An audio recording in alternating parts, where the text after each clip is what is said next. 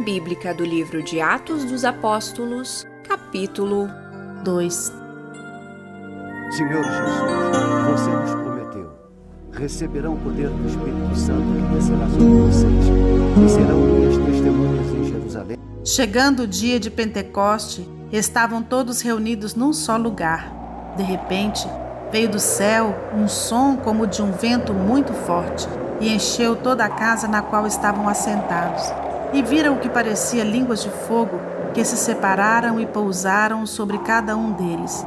Todos ficaram cheios do Espírito Santo e começaram a falar noutras línguas, conforme o Espírito os capacitava. Havia em Jerusalém judeus devotos a Deus, vindos de todas as nações do mundo. Ouvindo-se o som, ajuntou-se uma multidão que ficou perplexa, pois cada um os ouvia falar em sua própria língua. Atônitos e maravilhados, eles perguntavam: acaso não são galileus todos estes homens que estão falando? Então, como os ouvimos cada um de nós em nossa própria língua materna, partos, medos e elamitas, habitantes da Mesopotâmia, Judéia e Capadócia, do Ponto e da província da Ásia, Frígia e Panfilha, Egito e das partes da Líbia próximas a Cirene, visitantes vindos de Roma, tanto judeus como convertidos ao judaísmo, cretenses e árabes. Nós os ouvimos declarar as maravilhas de Deus em nossa própria língua. Atônitos e perplexos, todos perguntavam uns aos outros: que significa isto? Alguns outros, todavia, zombavam e diziam: eles beberam vinho demais. Então Pedro levantou-se com os 11 e em alta voz dirigiu-se à multidão: Homens da Judéia e todos que vivem em Jerusalém, deixe-me explicar-lhes isto, ouçam com atenção.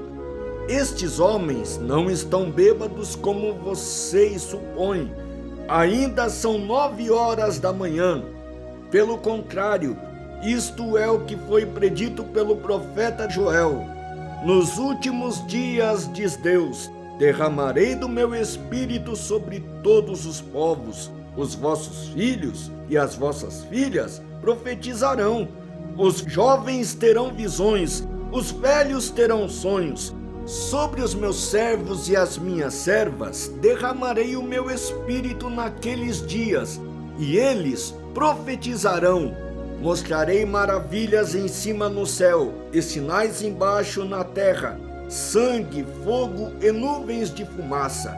O sol se tornará em trevas e a lua em sangue, antes que venha o grande e glorioso dia do Senhor. E todo aquele que invocar o nome do Senhor será salvo. Israelitas, ouçam essas palavras. Jesus de Nazaré foi aprovado por Deus diante de vocês por meio de milagres, maravilhas e sinais que Deus fez entre vocês por intermédio dele, como vocês mesmos sabem. Este homem lhes foi entregue por propósito determinado e pré-conhecimento de Deus, e vocês, com a ajuda de homens perversos, o mataram pregando-o na cruz. Mas Deus o ressuscitou dentre os mortos, rompendo os laços da morte, porque era impossível que a morte o retivesse. A respeito dele, Davi disse: eu sempre via o Senhor diante de mim, porque ele está à minha direita, não serei abalado. Por isso, o meu coração está alegre e a minha língua exulta. O meu corpo também repousará em esperança, porque tu não me abandonarás no sepulcro, nem permitirás que o teu santo sofra decomposição. Tu me fizeste conhecer os teus caminhos de vida e me encherás de alegria na tua presença. Irmãos, posso dizer-lhes com franqueza que o patriarca Davi morreu e foi sepultado, e o seu túmulo está entre nós até o dia de hoje.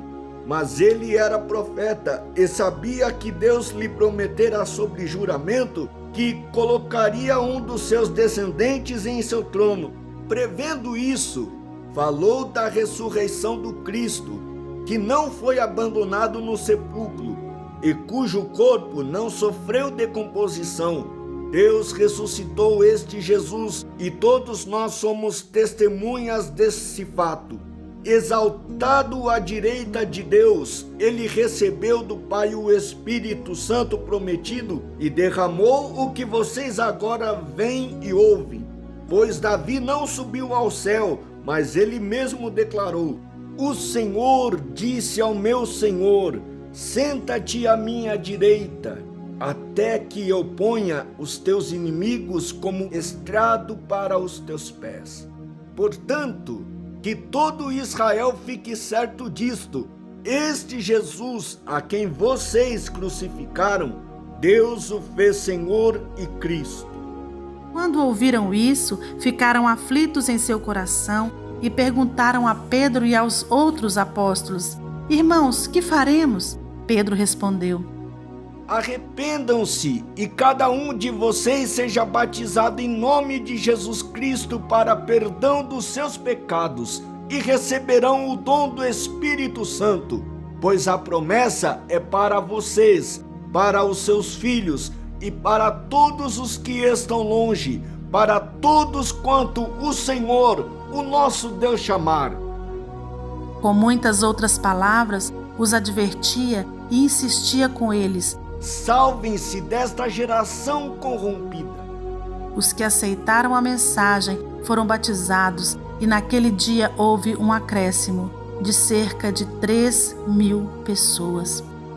Eles se dedicavam ao ensino dos apóstolos e à comunhão, ao partir do pão e às orações. Todos estavam cheios de temor e muitas maravilhas e sinais eram feitos pelos apóstolos. Os que criam mantinham-se unidos e tinham tudo em comum. Vendendo suas propriedades e bens, distribuíam a cada um conforme a sua necessidade. Todos os dias continuavam a reunir-se no pátio do templo, partiam o pão em casa e juntos participavam das refeições, com alegria e sinceridade de coração, louvando a Deus e tendo a simpatia de todo o povo. E o Senhor lhes acrescentava diariamente os que iam sendo salvos.